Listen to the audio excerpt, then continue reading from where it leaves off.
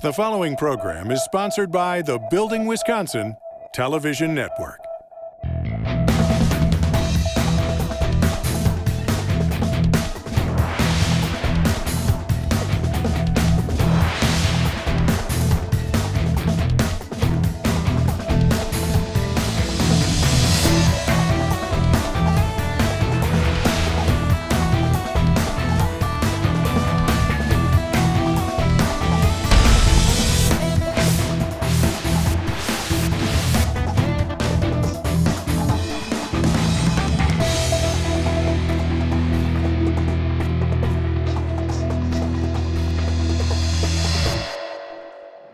Welcome to another project here on Building Wisconsin. I'm Stuart Keith, and on today's show, we're visiting the iconic domes here in Milwaukee, Wisconsin, to learn more about water conservation and cutting-edge plumbing.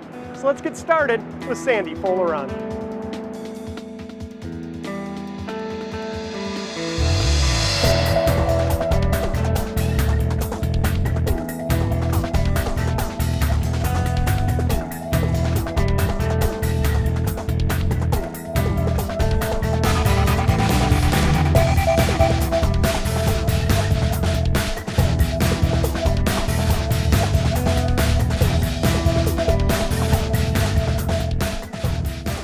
Sandy, this is spectacular. What are we walking in? We are walking into a 7-story facility conservatory. We're in the show dome. And this is the dome that changes seasonally 5 times a year. What you're looking at is our Plantastic themed summer show.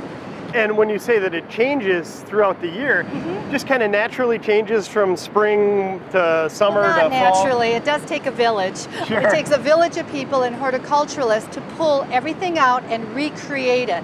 That way you can come to the dome several times a year and have a whole different experience here. The next show will be put in a couple of weeks, and it will be our mum show. So all of this will be gone, and we will then see a sea of thousands of different colored mums with a different theme, which is going to be the Wizard of Oz.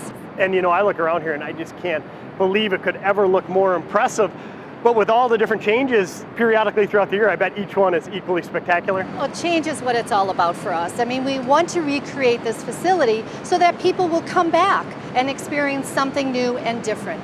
Education is a big part of our mission here. So when we talk about not only the plants, but the healing effect of plants, the mental health therapy of plants, there's a lot that we encompass in just a show. Well, it is beautiful. And for those viewing today that have no idea where we're at, let's step back, explain what the domes are and where they're located and how the general public can take advantage of visiting it. Well, we are in wonderful Milwaukee. We're one of the top icons in the city. This dome, all the domes actually, are about 7 stories high. They're about an acre. So we're standing in an acre here. It seems to me it's been a pretty well-kept secret. I mean, I wasn't aware that you're open as often as you are. Sure, every day we're open, holidays every day, so 7 days a week. A lot of people use this as a destination, not only as a tourist destination, but families come here to see our shows, particularly the train show, which is very popular, or to just experience and take pictures of our Christmas tree and a lot of other things we do here. I bet you could have a huge tree in a facility like this. 35 feet, 35 feet. Takes us about 2 weeks to switch out a show. Now, this you said is the show dome. There are other domes on location. Yes, there is the desert dome, which produces an arid climate, which supports our arid collection of plants. We also have the tropical dome. Now, I may have lied when I said this is the favorite.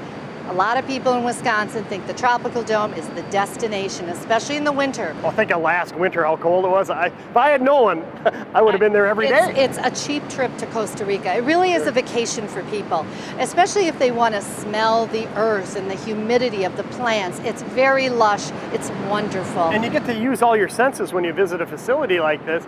And when you talk about the mental health, you know, I kind of chuckled at that thought until I walked in here, and it's just peaceful. Sure, I hear some fans in the background, but you get near the water fountains, you get near the plants, you just can't help but smile. It's nature, and nature has a calming effect. And I think for a lot of people, it allows them to step back, take a deep breath, and enjoy. Especially again in winter, you know, we're really driven in winter, and that's a crazy time for most people. Sure. So to come here and feel that you're in a different environment, kids love it. We have over 250,000 people walk through our facility during the year. Wow. And so many of them are families with kids, kids that are learning about plants, learning about growing their own food. It is an amazing place. And you mentioned this is from, you said the 60s these were built? They were built in the 60s. They were designed by Donald Grebe, and the first construction took place about 61, and they wrapped up the third dome by 67. So we are starting to reach our 50th anniversary. Wow, that's exciting. But there's also been some major projects, major renovations going on as well. Yes, we have added on a whole new greenhouse facility to support some of the things we do that need to be more sustainable. Since it was built in the 60s, we really don't have the kind of energy efficiency that maybe newer structures would have. They weren't thinking about sustainability or gray water reuse or even insulated glass. So we're trying to play a little catch up here and reuse our water and find systems that are compatible with what we have here so we can become more sustainable. Yeah, and as I understand it, there's a pretty impressive rainwater harvesting system that they're installing. They are. We're so tickled about it because, you know, up to now we've turned on the city water to water these plants. Obviously we've got 3 acres of plants under glass. That takes a lot of water. If you noticed when you came in, we have a plaza that is full of permeable pavers. That captures the water that comes off the domes during a rainfall or snow, holds it, and allows us to reuse it. That to us, I know for most people that was like 1980 maybe, Sure. But for us, wow, we're so excited to be able to make the 2 facilities match. Okay, well, right now I want to go learn more about that rainwater harvesting system, and later in the show, why don't you and I catch up out at the new greenhouse? I would love to do that. I have so much more to tell you.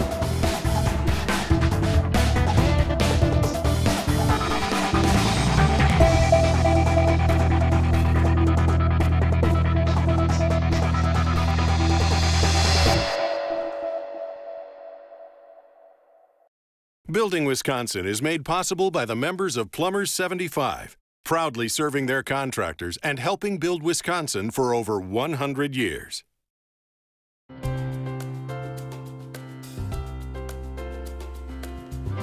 We all know the most basic form of life requires clean water to survive.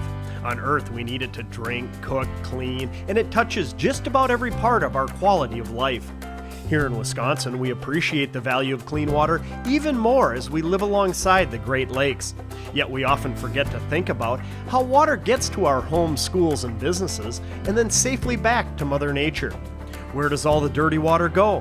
How is it fresh and clean every time we get a glass of water? Who makes this happen? The answer, plumbers. It's the plumbers who are trained, mentored on the job, and have progressed through a 5-year education program that takes them from apprenticeship to a master of their trade. It's plumbers who are committed to a career and have been trained to protect the health and safety of our water system and make sure you never have to think about where it comes from and where it's going. Yes, we're fortunate here in Wisconsin to have an abundant supply of clean, fresh water. But even more fortunate to have a highly trained and committed workforce to keep and deliver it that way. Plumbers 75, supporting the plumbing trade in southeast Wisconsin for over 100 years.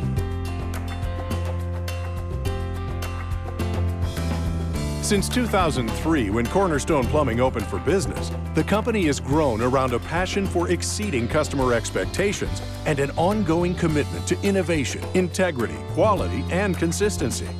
Based in Waukesha, Cornerstone Plumbing serves the greater Milwaukee area, but you'll also see their work throughout the state of Wisconsin, including at the UW Oshkosh Residence Halls, Johnson Controls Global Headquarters, the Southwest Wisconsin Technical College in Fenimore, and locally at the new Mayfair Mall parking deck, just to name a few. Cornerstone Plumbing and Plumbers 75, proud to be building Wisconsin.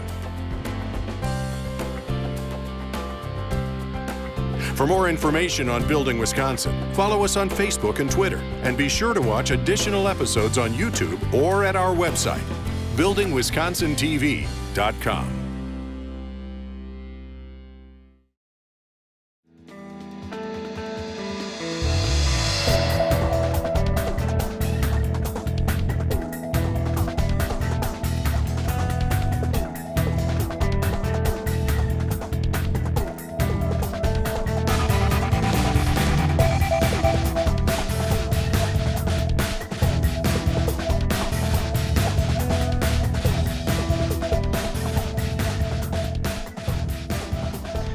Stuart, looks like you finally got some good weather and this project is really coming along nicely.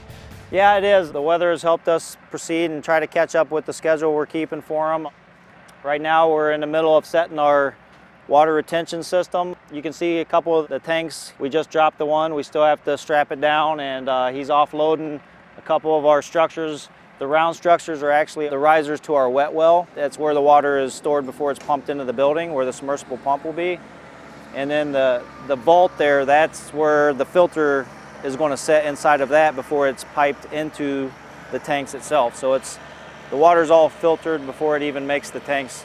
Boy, great case in point of the role of a plumber on a massive undertaking like this. It's not just setting the toilets or the labs. I mean, you're working with everything, including all the concrete mains and waste and supply lines. And what I really like about this project, it's a great opportunity for us to showcase what is being done out here at the domes. Iconic structures here in the Milwaukee area. You mentioned the 20,000 gallon tanks. Tell us about what they're trying to accomplish out here. They're trying to reuse the storm water. It's free water if you can contain it. And so the water will come like it typically would through the downspouts into the draining system, which instead of going out to the lake, it's going to go into these tanks, and then from there into this wet well, which will get pumped into the building just like domestic water would. And from there they inject fertilizer into it to water their plantings. And this to me is awesome, because you think about the energy costs associated with moving the water to water all the plants inside there. That's a tremendous volume of water. Here it's just going to turn into a cycle. Rainwater, snow melt, it's all going to go into those tanks. That's what you're saying. Fertilize it, use it again, and just keep that going. It should be a considerable cost savings over the years. Absolutely. As long as Mother Nature does her part and we get rain, then they should be able to use water for free. And you know, I look back there, there's a lot of trades on site, there's a lot of activity going on. Is it challenging? And when I say challenging, I mean a project of this magnitude from a plumbing standpoint. Absolutely. I mean, just something as easy as, okay, let's just set these tanks in place now, which it requires the crane to do, but we have to coordinate that with them because the other trades are using it as well. So it has to all be coordinated so that they're not having to stop and just stand around while we're doing our job. And so a lot of communication, that's the key to success of any of these projects, good communication amongst all the trades. So at the end of the day, how does the water get from those tanks into the buildings? Well, they're all manifolded together, so as the water comes in from the drains, the tanks will fill up evenly, and then the head pressure itself will flow into the wet well, and then there's a submersible pump with floats that'll activate to force it into the building. And then it's just part of the piping system once it gets inside. And again, it's using water that is just falling from the sky. You're reclaiming it. Doesn't get any better than that. I saw your guys looked like they were digging a main over here. Can we go take a look at what they're doing? Sure, absolutely.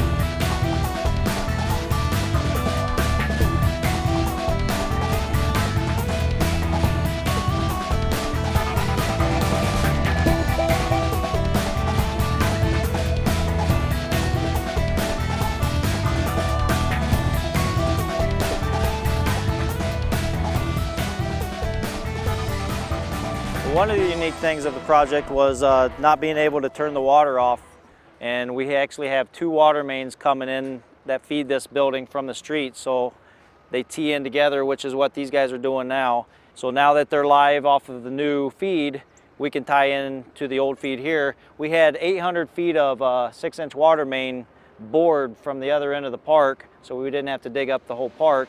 And they're at the end of that run, tying onto the existing water main now. That's what this process is. That's a great example of a huge challenge, I would think, on a project like this, because those buildings, they're not shutting down for 6 months to get it done. You have to keep them with all their services coming in, including water.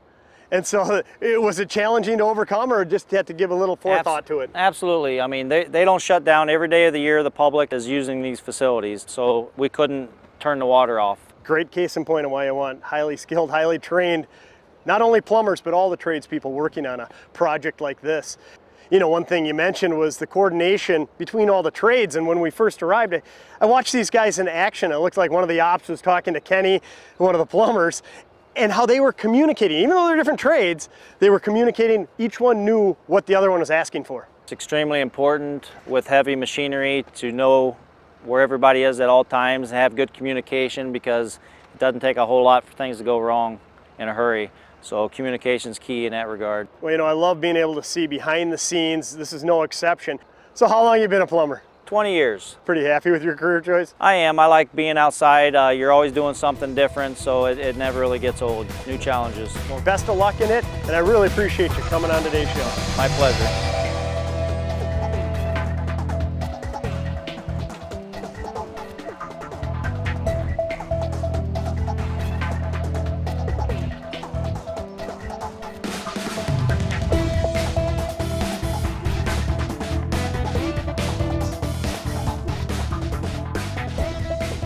Well, Steve, earlier in the show, I had a chance to learn more about the rain harvesting tanks outside. Those were very large tanks.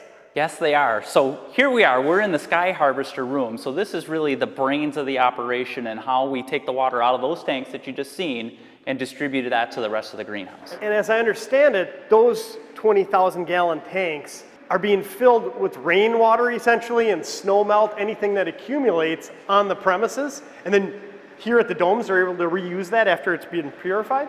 Correct. So the way the system works, any of the watershed that comes off of the buildings is collected through the downspouts and the gutters. It goes through a pre-filter outside into the storage tanks. And then from there, out of this blue line right here, that is the intake. That's how we pull the water in from the tanks. It goes through a pre-filter skid to get pre-treated. So we take out the larger particulates. And then the last thing we have is these 3 sets of UV filters, which the UV, the ultraviolet light, kills the bacteria in the water and removes the odor. So it really is purified, even though they're only using it to water plants. I say only using it to water plants. They take the extra step of purifying it so the plants get the best. Absolutely. What happens if we experience a drought and there's no rain or very little snow melt and there's not 80,000 gallons of water to use? That's a great question. So the plants aren't going to die. We do have a backup plan. So what this line is here, and this running right through that backflow preventer, that is the potable water. So that comes from the city water main, and is through a series of controls. This valve will close, and this valve will open, so that way the water can continue to flow to the plants. Well, this is amazing to me, and being the plumber that's in charge of all this. How did you learn about this? I mean, are you experienced with these types of systems? We've successfully installed a water reuse system at Johnson Controls. They used it for flush valves and urinals and water closets and those sort of things. What makes the domes unique is that we're actually using this reuse system for irrigating plants. But this really comes down to a continuation of our training that we receive.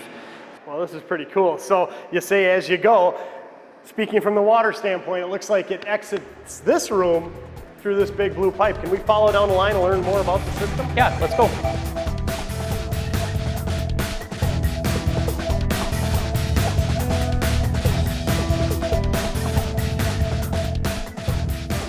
So as I look up at the ceiling in this hallway, is that all your work up there? This is. We're standing in the head house, which connects all the greenhouses together. So we have 3 different systems: the potable water, the water reuse, and the fertilizer system.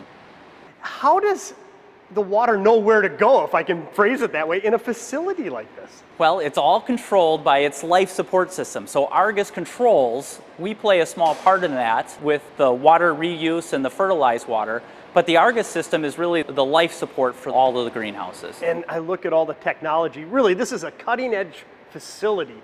It just begs the question, how are you trained? How did you become competent enough to be in charge of the plumbing here? Plumbing is more than what people realize. This is the training that we receive through our locals and through Local 75, but plumbing is very automated. We use a lot of computer-aided drafting. We use BIM, which is 3D modeling. So this is just an evolution of the training that we've already received. And so it's really about ongoing education, and an up-and-coming company like yourself and others that I've talked to, seems to me that's the direction the construction industry is heading. That is the direction the construction. So latest trends are the 3D modeling and using computers. Our techs are really more computer savvy now than even when I started in the industry 18 years ago. So I see in the near future that computers and everything is going to be done paperless, and a lot is going to be done through lean construction to where we can accomplish more production with less manpower and less effort. And you know, that benefits not only the end user of this facility, but all of us throughout Wisconsin, because it's all about sustainability, water conservation, and at the end of the day, with professionals like yourself, we're all going to benefit because it's going to be a state-of-the-art facility using much less water. It is. Anytime that we can harvest the rain and capture it and use that water for irrigation instead of pulling that out of our systems, I think we all benefit from that. I think it's being a good steward.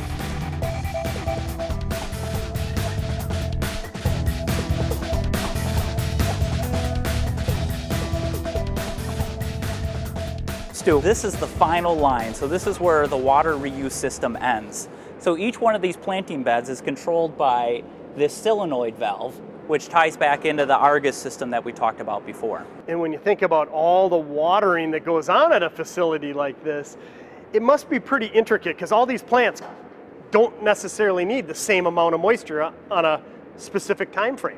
Correct. They can control through the lifeline. Each one of these drip lines is the lifeline. So each species has their own requirements for how much water, when it needs to be watered, shade, lights. So that's what this Argus system ties together, and that's how our plumbing ties into that whole system.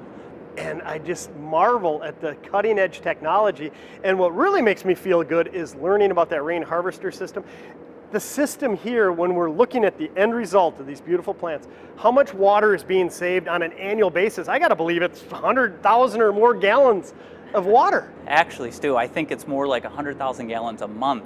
That's how much they save that otherwise would have come out of our aquifers here in the city? What a great system. And I know your company works a lot with systems like this, bigger high-tech areas, but you also go much further than that and work on many projects throughout southeast Wisconsin. Some of the projects that Cornerstone Plumbing is currently involved in, we are working at Mayfair Mall for the Nordstrom project as well. They're putting a parking structure up there.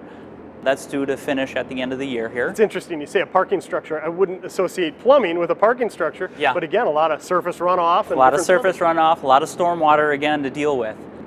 Another project that we're working on is the Kimpton Hotel, which is a 13-story hotel that's really a high-end hotel and quite a new concept coming to Milwaukee. So we're really thrilled to be a part of that. And based on what I've seen so far in today's show, I mean, those projects are definitely picking the right company for the job.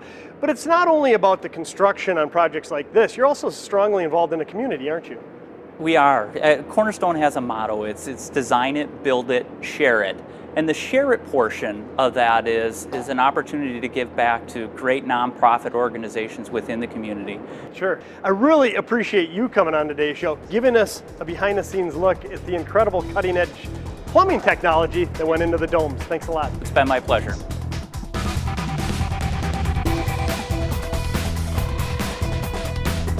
This is an incredibly unique project. Cornerstone Plumbing has taken on a new challenge on a system that I don't think is anywhere else in the state of Wisconsin to the magnitude of this facility.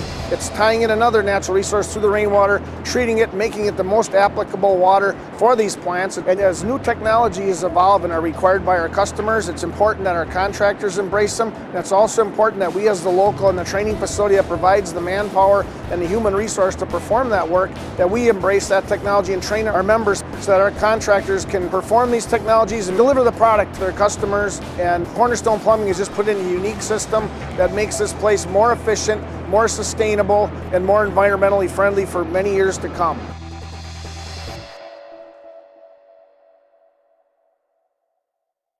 Since 2003, when Cornerstone Plumbing opened for business, the company has grown around a passion for exceeding customer expectations and an ongoing commitment to innovation, integrity, quality, and consistency. Based in Waukesha, Cornerstone Plumbing serves the greater Milwaukee area, but you'll also see their work throughout the state of Wisconsin, including at the UW Oshkosh Residence Halls, Johnson Controls Global Headquarters, the Southwest Wisconsin Technical College in Fenimore, and locally at the new Mayfair Mall parking deck, just to name a few. Cornerstone Plumbing and Plumbers 75, proud to be building Wisconsin.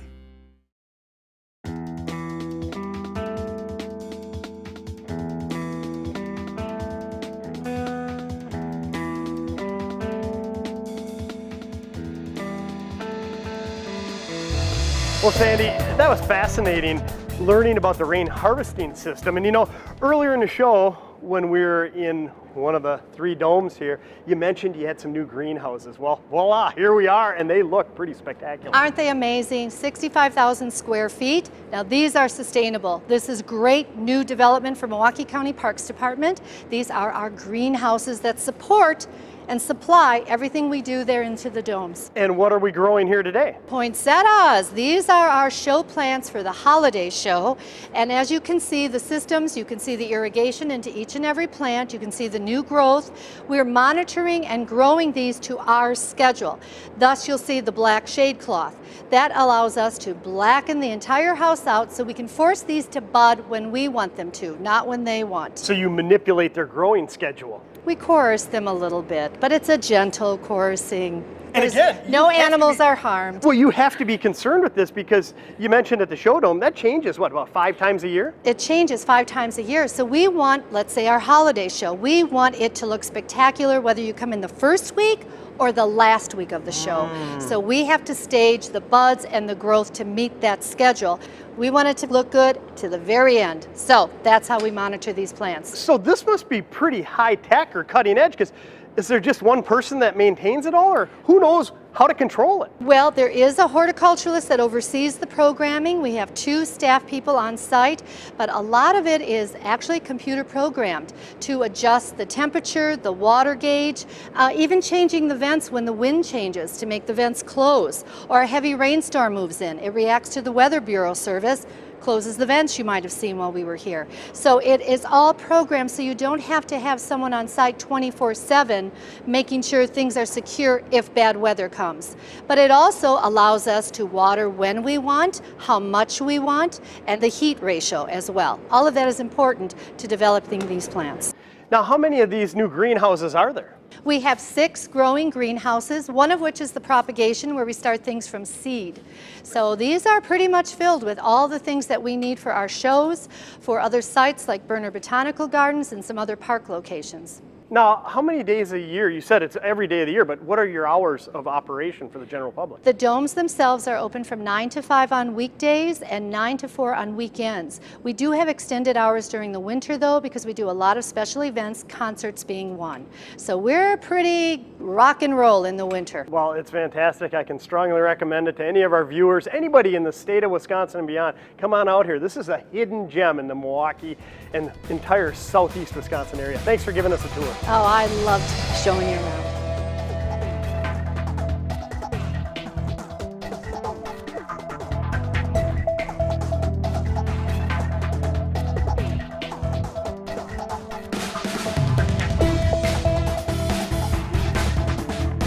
For more information on Building Wisconsin, follow us on Facebook and Twitter, and be sure to watch additional episodes on YouTube or at our website, buildingwisconsintv.com. The preceding program was sponsored by the Building Wisconsin Television Network.